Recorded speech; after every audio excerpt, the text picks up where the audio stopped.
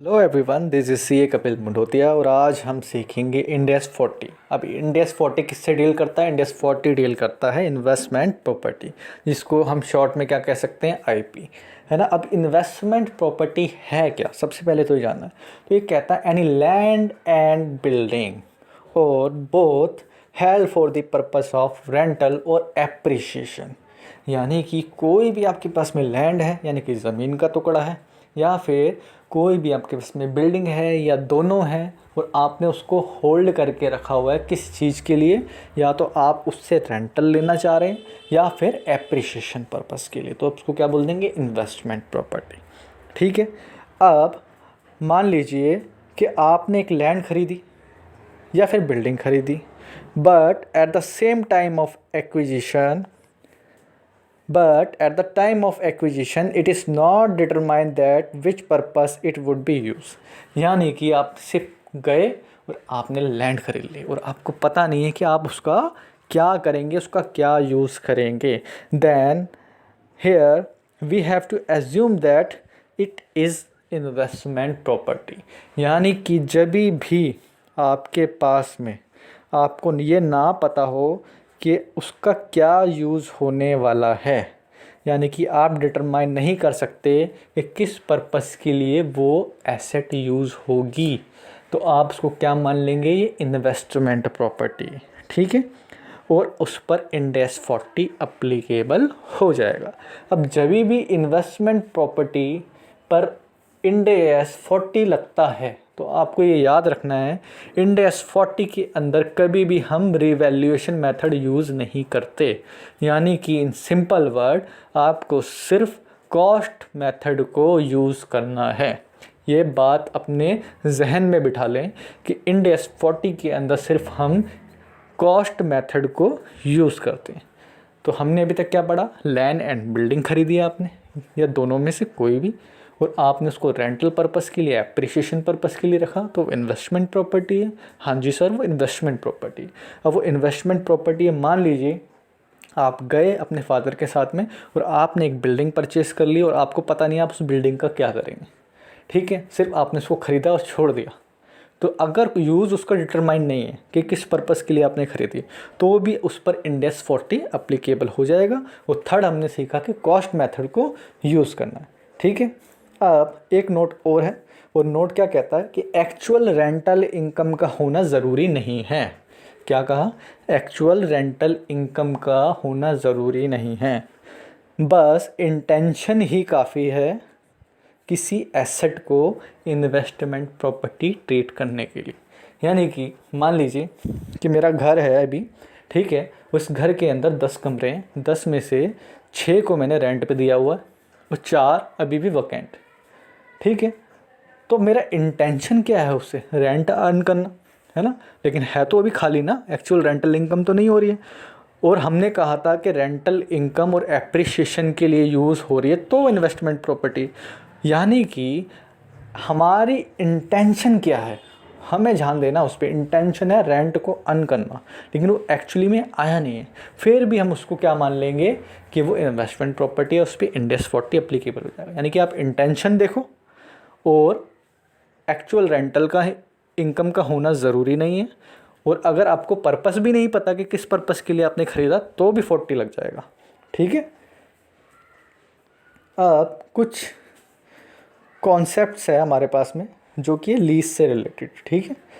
अब लीज़ हमें पता है 2 तरीके की होती है ना। इंडेस 116 आपने पढ़ा होगा। अब 116 के अंदर क्या क्या होता है कि 116 के अंदर पहले की कहानी ये थी कि उसमें चाहे लेसर हो चाहे लेसी हो, उसमें 2 हिस्से होते थे, यानी कि 2 तरीके की क्लासिफिकेशन होती थी लीज़ की।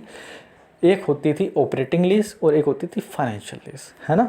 लेकिन अब क्या हुआ, जैसे ही चेंज हुआ, यानी कि इंडेस 17 से हम इंडेस 116 में आए, तो हमारे पास लेसर के लिए तो ऑपरेटिंग लीज़ है, फाइनेंशियल लीज़ है, लेकिन लेसी के लिए अब क्या है, सिर्फ कोई क्लासिफिकेशन नहीं है। वो सिर्फ क्या करता है, ROU asset account debit to lease liability कर देता है ना। तो हम लीज से रिलेटेड कॉन्सेप्ट पढ़ेंगे किसमें, इंडेस 40 में, यानी कि इन्वेस्टमेंट प्रॉपर्टी में। तो ये कहता है कि फाइनेंशियल लीज़ होती क्या है। फाइनेंशियल लीज को आप ऐसे याद रखो, जब भी आपके सारे रिस्क और reward related to underlying asset transfer हो जाते हैं, ठीक है, सामने वाले पर्सन के पास में, यानी कि रिस्क भी गया और रिवार्ड भी गया, तो वो क्या हो जाता है, वो फाइनेंशियल लीज कहलाई जाती है ना, यानी कि आपकी ऑनरशिप चले गई। और इसके अलावा जितनी भी लीज होती है वो क्या होती है, ऑपरेटिंग लीज होती है, ठीक है। अब हम ये देखेंगे कि लिंक क्या है, लिंक यानी कि इंड एस 40 में और इंड एस 116 के अंदर क्या लिंक है। लिंक ये है कि अगर वो ऑपरेटिंग लीज है तो lessor is assumed as an owner of the property due to which lessor should apply Ind AS 40। यानी कि क्या कहा, आपने ऑपरेटिंग लीज के अंदर किसी सामने वाले बंदे को प्रॉपर्टी दी है ना, तो आप तो हुए लेसर और वो हुआ लेसी, है ना। तो लेसी जब वो हुआ और आप लेसर हो गए तो क्या एक्चुअली में आपकी एसेट ट्रांसफ़र हुई, नहीं हुई, क्योंकि आपने ऑपरेटिंग लीज में दिए। तो यानी कि अभी भी आप ही ऑनर हो, आप ही उस एसेट के ऑनर हो। तो आप जब एज्यूम्ड ऑनर हो तो आपको जो रेंटल इनकम मिलेगी उससे, है ना, उसका ट्रीटमेंट कैसा होगा, उसको हम बोल देंगे इन्वेस्टमेंट प्रॉपर्टी, यानी कि इंड एस किस पर लगेगा, आप पर लगेगा, क्योंकि आप लेसर हो, अभी भी एज्यूम्ड ओनर हो। समझ में आया। अब इसी में सेकंड पॉइंट है, वो क्या कहता है, under finance lease lessee is an assumed owner due to which it has to record all the entries related to property. यानी कि क्या कहा, अगर यही सिचुएशन होती फाइनेंशियल लीज की तो एसेट मेरे पास तो रहती नहीं, एसेट चले जाती सामने वाले पर्सन के पास। तो अब ऑनर कौन हो गया, वो सामने वाला पर्सन। तो अब जो इंड एस 40 लगना चाहिए वो किस पे लगना चाहिए, ऑनर पे लगना चाहिए। यानी कि हमारे पास जो इंड एस 40 है वो किस पे अप्लीकेबल हो जाएगा, वो अप्लीकेबल हो जाएगा लेसी पे। अब इसमें भी दो केसेस है। क्या केस है, आप समझना। बोलता है if lessee will give this property to third party for rental. यानी कि क्या कहा, मैंने आपको प्रॉपर्टी दी फाइनेंस लीज में, तो देखा जाए तो एज्यूम्ड ओनर कौन हो गए, आप हो गए, ठीक है। लेकिन आपने क्या करा, आपने उसी प्रॉपर्टी को किसी थर्ड पार्टी को दे दिया, ठीक है। तो क्या होगा, जो इंड एस 40 है ना, वो किस पर अप्लाई होगा, वो अप्लाई होगा किस पर, जिसको आपने प्रॉपर्टी दी। यानी कि if lessee will give this property for rental to third party then apply Ind AS 40। लेकिन अगर lessee will use it in business तो क्या करेंगे, अप्लाई कर देंगे इंड एस 16 PP। सर समझ में नहीं आया, वापस से समझाइए। मेरे पास एक प्रॉपर्टी थी, अब मेरे पास सिचुएशन है या तो मैं ऑपरेटिंग लीज पे दूं या फाइनेंशियल लीज पे दूं। तो मैंने क्या करा, ऑपरेटिंग लीज पर उसी प्रॉपर्टी को आपको दे दिया। जब ऑपरेटिंग लीज पर दिया तो अभी भी मालिक कौन है, मैं हूँ जी, ठीक है। तो मेरे को जो रेंटल मिलेगा उस रेंटल पर जो इंड एस 40 है वो कौन लगाएगा, आप या मैं लगाऊंगा, क्योंकि अभी भी एज्यूम्ड ओनर कौन है, मैं हूँ। सेकंड केस है फाइनेंस लीज का, जिसमें क्या हुआ, मेरी प्रॉपर्टी आपके पास ट्रांसफ़र हो, ठीक है। अब जब मेरी प्रॉपर्टी आपके पास ट्रांसफ़र हो गई, ठीक है, तो एज्यूम्ड ओनर कौन हुए, आप हुए, ठीक है। जैसे ही आप एज्यूम्ड ओनर हुए तो अब अगर आप किसी थर्ड पार्टी को वो प्रॉपर्टी देते हैं तो रेंटल इनकम वो थर्ड पार्टी आपको देगी, ठीक है, क्योंकि आप ओनर हैं। तो इंड एस 40 किस पे लगेगा, आप पे लगेगा। अब हुआ क्या कि आपने वो थर्ड पार्टी को रेंटल के लिए नहीं दिया, वो आपने क्या करा, अपने बिजनेस में लगा दिया। यानी कि मैंने आपको फाइनेंशियल लीज पे कोई एसेट दी, है ना, और आपने क्या करा, उसको अपने बिजनेस पर्पस के लिए यूज़ कर लिया। तो आप इंड एस 40 नहीं लगाएंगे, क्योंकि आपको रेंट नहीं आ रहा, आपने बिजनेस के लिए यूज़ किया, तो उसको हम मान लेंगे, आप क्या मानोगे, PPE, यानी कि इंड एस 16 लगा देंगे। अब एक कॉन्सेप्ट आता है इसी में ही लीज़ के अंदर। मान लीजिए एक होल्डिंग कंपनी है, एक सब्सिडरी कंपनी है, ठीक है। मैं होल्डिंग कंपनी हूँ और आप हो सब्सिडरी कंपनी। मैंने क्या करा, अपनी प्रॉपर्टी को आपको दे दिया, आप सब्सिडरी थे, है ना। तो जब मैं SFS बनाऊँगा, कौन, मैं SFS बनाऊँगा, तो मैं इंड एस 40 अप्लाई कर दूँगा, है ना, क्योंकि मेरे को रेंटल मिलेगा आपसे। लेकिन जब मैं CFS बनाऊँगा तो देखा जाए तो मैं आपके फाइनेंशियल स्टेटमेंट को भी कंसोलिडेटेड करूँगा ना अपने पास, यानी कि मेरे एसएफएस में मेरे पास इनकम आ रही है, लेकिन जब कंसोलिडेटेड करूँगा तो आपके हिसाब से, आपको जब कंसोलिडेटेड करा तो आपके हिसाब से एक्सपेंस होंगे, और इनकम एक्सपेंस दोनों मिला के क्या हो जाते हैं, नलीफाइड हो जाते हैं। इम्पैक्ट उसका क्या हो जाता है, नल हो जाता है, क्योंकि हम उसमें इंट्रा ग्रुप की ट्रांजेक्शन्स नहीं करते। इसलिए जो 40 लगाया था मैंने, इंडेक्स 40 लगाया था किस में, अपनी एसएफएस में, अब सीएफएस के अंदर वो 40 नहीं लगेगा, यानी कि वहाँ पर अब क्या लगेगा, सीएफएस में लगेगा इंडेक्स 16 पीपीई।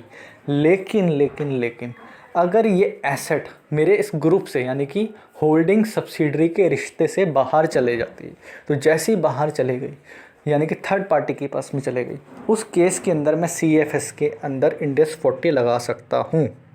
अब हम बात करेंगे मिक्स्ड प्रॉपर्टी की। अभी मिक्स्ड प्रॉपर्टी क्या है, मान लीजिए कि एक बिल्डिंग है, ठीक है, उस बिल्डिंग के अंदर 2 फ्लोर हैं, उस 2 फ्लोर को एक फ्लोर यूज़ किया जाता है रेंटल पर्पसेस के लिए और एक यूज़ किया जाता है बिज़नेस पर्पस के लिए।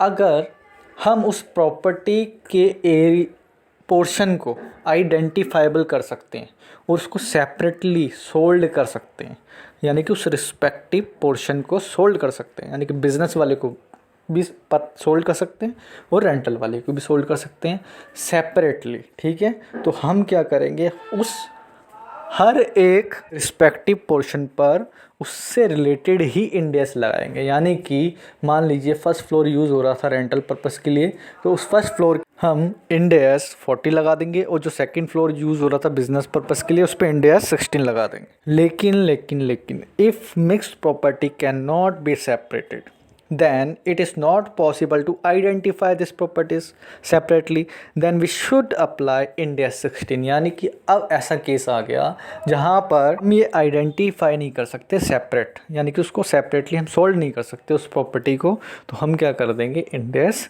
16 लगा देंगे, ठीक है। अब हम बात करते हैं कि आप, अब तक तो सर हमें ये समझ में आ गया कि इन्वेस्टमेंट प्रॉपर्टी किया है और किस पर अप्लाई होगा और किस पे अप्लाई नहीं होगा, लेकिन अब हम इसकी रिकॉग्निशन कैसे करेंगे। तो रिकॉग्निशन होती है 2 तरीके की, एक इनिशियल, एक सबसीक्वेंट, है ना। तो जब आप उस इन्वेस्टमेंट प्रॉपर्टी को ख़रीदेंगे तो कैसे एंट्री करेंगे, तो बोलता है इसको करने के 3 मेथड है। कितने मेथड है, 3। पहला है, या तो आप उस एसेट को ख़रीदो और फुल पेमेंट कर दो, ठीक है, या दूसरा है डेफर्ड पेमेंट, आपने ख़रीदी, थोड़ा सा पैसा दिया और थोड़ा सा बाद में दे देंगे। और थर्ड है बाय एक्सचेंज ऑफ एसेट, यानी कि आप मेरी एसेट ले लीजिए और आप मुझे बदले में इन्वेस्टमेंट प्रॉपर्टी दे दीजिए।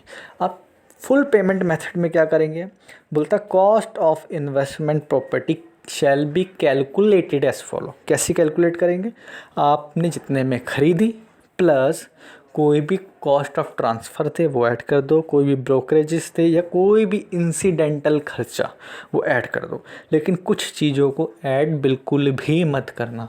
कौन कौन सी चीज़ें सर ऐड नहीं होगी, तो कहता है स्टार्टअप कॉस्ट। क्या चीज़, स्टार्टअप कॉस्ट आप माइनस मत करना, मतलब कि वो ऐड मत करना। सेकंड है ऑपरेटिंग लॉस, यानी कि कोई भी ऐसे खर्चे जो डे बाय डे हो रहे हैं या फिर ऑपरेशन से रिलेटेड लॉसेस हैं, उसको आप ऐड मत करना। तीसरा है प्रमोशनल एक्सपेंसेस, यानी कि एडवर्टाइजमेंट के खर्चे, वो भी ऐड मत करना। तो बोलता है अब ये ऐड नहीं करेंगे तो सर कहाँ जाएंगे, ये प्रॉफिट एंड लॉस में डाल दीजिए, या लेकिन इसको इन्वेस्टमेंट प्रॉपर्टी की कॉस्ट में ऐड मत करना बिल्कुल भी, ठीक है। दूसरा मेथड था डेफर्ड पेमेंट, है ना, यानी कि आधा थोड़ा अभी दे दिया थोड़ा बाद में दे देंगे। तो ये कहता है कि कैसे निकालेंगे, हमें ये देखना है कि मान लीजिए फ्यूचर के अंदर मेरे को उसको देने हैं 10 लाख रुपए, फ्यूचर में देने हैं ना, 2 साल बाद देने हैं ना, 3 साल बाद देने हैं, लेकिन बुक रिकॉर्ड तो मुझे आज करना है अपनी बुक्स में। तो आप क्या करें, आप उसको डिस्काउंट कर लेंगे, डिस्काउंट करा होगा आपने एसएफएम के अंदर, आप उसको फेयर वैल्यू पे लेके आइए, उसकी प्रेजेंट वैल्यू निकालिए। यानी कि जैसे आप उसको प्रेजेंट वैल्यू पे लेके आएंगे, मान लीजिए प्रेजेंट वैल्यू पे लाने पर हमें पता चला कि वो 8.5 लाख रुपए की एसेट निकली और फ्यूचर में हमें 2-3 साल बाद देना कितना उसको 10 लाख रुपए देना। तो जो डिफरेंस है वो क्या है, वो डिफरेंस इंटरेस्ट है, यानी कि आप उसको एक्स्ट्रा कितना दे रहे हैं, 1.5 लाख रुपए दे रहे हैं इंटरेस्ट। ठीक है, अब इसकी एंट्री कैसे करेंगे, जब आपने इसको ख़रीदा होगा तो आपके पास में क्या आया होगा, इन्वेस्टमेंट प्रॉपर्टी। तो आपने क्या करा, इन्वेस्टमेंट प्रॉपर्टी अकाउंट डेबिट, बदले में आपके पास से कुछ ना कुछ तो पैसा गया होगा जिसको हम बोलते हैं डाउन पेमेंट। तो आपने क्या करा होगा, टू बैंक अकाउंट, बदले के अंदर आपके पास कुछ पेबल्स खड़े हो जाएंगे, है ना, कुछ पेबल्स, यानी कि जो आपको पैसा देना है। मान लीजिए आपने 10 लाख की आपके पास में इन्वेस्टमेंट प्रॉपर्टी आ गई, आपने डाउन पेमेंट करी है कितने की, 50,000 रुपये की, तो 9.5 लाख रुपए के पेबल्स हैं आपको, जो आपके क्रेडिटर बन गए, है ना। तो आप उसको दिखा देंगे टू पेबल्स। अब होगा क्या, हर साल उस 9.5 लाख रुपए पर क्या होगा, ब्याज लगेगा, तो वो पेबल्स क्या होंगे, बढ़ जाएंगे। तो हम एंट्री क्या करेंगे, जब पेबल्स ऑलरेडी क्रेडिट होता है तो क्रेडिट को और बढ़ाने के लिए क्रेडिट करना पड़ेगा, यानी कि टू पेबल्स, और डेबिट किसको कर देंगे, इंटरेस्ट को। अब इंटरेस्ट क्या है, खर्चा है, ये प्रॉफिट एंड लॉस में क्या होना चाहिए, डेबिट होना चाहिए। तो आपने एंट्री क्या करी होगी, profit and loss account debit to interest. ठीक है, और लास्ट में आप क्या कर देंगे, जो पेबल्स है आफ्टर 2 या 3 ईयर्स, जब भी आप जो भी आपका टर्म है उसको आप पेबल कर देंगे, यानी उसको पेड कर देंगे। तो जैसे ही पेड कर देंगे तो जो पेबल्स है जो क्रेडिट हुए हैं उसको डेबिट करके कैंसिल कर दो और बदले में बैंक से पैसा चले जाएगा। अब थर्ड मेथड था एक्सचेंज ऑफ एसेट, यानी कि मेरी एसेट आप ले लो और आपकी इन्वेस्टमेंट प्रॉपर्टी मुझे दे दो। तो होगा क्या, आपको कुछ चीज़ों को कंसीडर करना है, अब वो ध्यान से सुनिएगा। A fair value of taken up and given up asset is known then, यानी कि जो आप एसेट दे रहे हैं और जो एसेट ले रहे हैं उसकी फेयर वैल्यू क्या है आपको पता है। तो क्या करना है, जो भी डिफरेंस है दोनों की फेयर वैल्यू का, यानी कि देने वाली एसेट और लेने वाली एसेट, उसका डिफरेंस आपको कैश में सेटल करना है। किस में सेटल करना है, कैश के अंदर। ठीक है, और जो भी एसेट आप दे रहे हैं उसकी फेयर वैल्यू में और उसकी बुक वैल्यू में, यानी कि WDV में जो भी डिफरेंस होगा वो प्रॉफिट एंड लॉस आप बुक कर देंगे। बस इतना सिंपल सी चीज़ है। मान लीजिए कि fair value of new investment property, यानी कि सामने वाले की जो एसेट है वो है 20 लाख रुपए की और जो मेरी एसेट है उसकी फेयर वैल्यू है 15 लाख रुपए की। तो दोनों का डिफरेंस कितना, 5 लाख रुपए मैं उसको एक्स्ट्रा दे दूंगा, किसके फॉर्म में, कैश के फॉर्म में। ठीक है, और मेरी एसेट की WDV कितनी है, 16 लाख, और गिवन अप एसेट कितनी है, 15 लाख। तो जो 1 लाख का डिफरेंस है वो क्या है, लॉस है एक तरीके से मेरे लिए। तो प्रॉफिट एंड लॉस अकाउंट को क्या कर दूंगा मैं, डेबिट 1 लाख से। ठीक है, यहाँ पर हमारे 3 मेथड पूरे होते हैं। ये हो गई हमारी इनिशियल रिकॉग्निशन। अब सब्सीक्वेंट रिकॉग्निशन कैसे होगी सर, हम बड़े अच्छे से समझना। अगर if any replacement of work is done in investment property after its initial recognition, then such work should be added to existing carrying amount assuming a capital expenditure। यानी कि इनिशियल रिकॉग्निशन के बाद में कुछ भी रिप्लेसमेंट करते हो आप तो आपको सब्सिक्वेंट रिकॉग्निशन करनी पड़ेगी। While making replacement of an asset, we should de-recognize the carrying amount of replaced portion and we should recognize the new expenditure। समझा नहीं सर, मान लीजिए कि आपने एक मशीनरी खरीदी जिसके 2 हिस्से थे, एक था बॉयलर और एक था अदर पार्ट। ठीक है, और बॉयलर क्या होता है कि आज से 3 साल बाद हम उस बॉयलर को रिप्लेस करने की ज़रूरत पड़ती है। तो आप क्या करो, 3 साल का डेप्रिसिएशन माइनस करके उसकी 3 साल बाद WDV क्या होगी वो निकाल लो। ठीक है, देन 3 साल बाद क्या करना, उस पोर्शन को आप क्या कर देना, डी रिकॉग्नाइज कर देना और जो न्यू एसेट है उसको ऐड कर देना, यानी कि मार्केट से जो खरीदेंगे उसको ऐड कर देंगे। यानी कि revise value of investment property कैसे निकलेगी सर, जो एग्जिस्टिंग कैरिंग अमाउंट है उसमें से आप माइनस कर दो क्या चीज़, derecognition of carrying amount of replace portion, यानी कि उस पूरी मशीनरी की वैल्यू में से जितना हिस्सा डी रिकॉग्नाइज करना है 3 साल बाद वो हटा दो। ठीक है, और जो न्यू आएगा पोर्शन उसको ऐड कर दो, उसको रिकॉग्नाइज कर दो। तो यहाँ पर हमें पता चल गया सब्सीक्वेंट रिकॉग्निशन कैसे करना है। डिस्क्लोजर से रिलेटेड भी कुछ इसमें पॉइंट्स हैं। बोलता है disclosure of investment property in balance sheet should be made only on the basis of cost model. ये बात तो हमने शुरू में ही देख ली थी। अब इसको प्रेजेंट कैसे करेंगे, तो बोलता है ओरिजिनल कॉस्ट ले लो और उसमें से जितना भी एक्यूमुलेटेड डेप्रिसिएशन है वो माइनस कर दो, जो भी इम्पेयरमेंट लॉस होता है वो माइनस कर दो। रिवैल्यूएशन हम कर नहीं सकते, ठीक है। और बोलता है कि कभी कभार क्या होता है ना कि हम क्या करते हैं, जैसे लिफ्ट है तो लिफ्ट के अंदर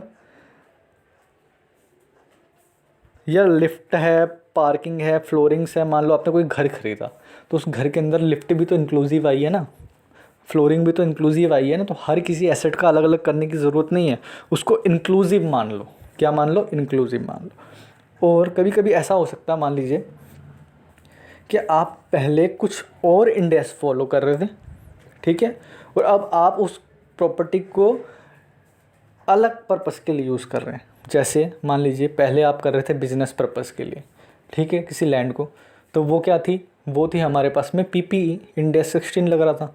लेकिन अब क्या कर रहे हो, आप उस प्रॉपर्टी को यूज़ कर रहे हो रेंटल पर्पस के लिए, तो अब वो क्या बन गई, इन्वेस्टमेंट प्रॉपर्टी बन गई। तो जैसे ही आपने चेंज करा तो चेंज के टाइम में कुछ रूल है, कहता है चेंज के टाइम में कोई भी जनरल एंट्री पास मत करना, उसकी ज़रूरत नहीं है।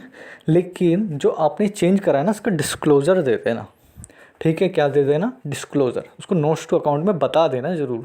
और बताएंगे कौन से अमाउंट पे बताएंगे, क्या केयरिंग वैल्यू पे दिखाएं या फिर उसको मार्केट वैल्यू पे दिखाएं। सर उसको केयरिंग वैल्यू पे दिखाओ, किस पे, केयरिंग अमाउंट पे दिखाओ।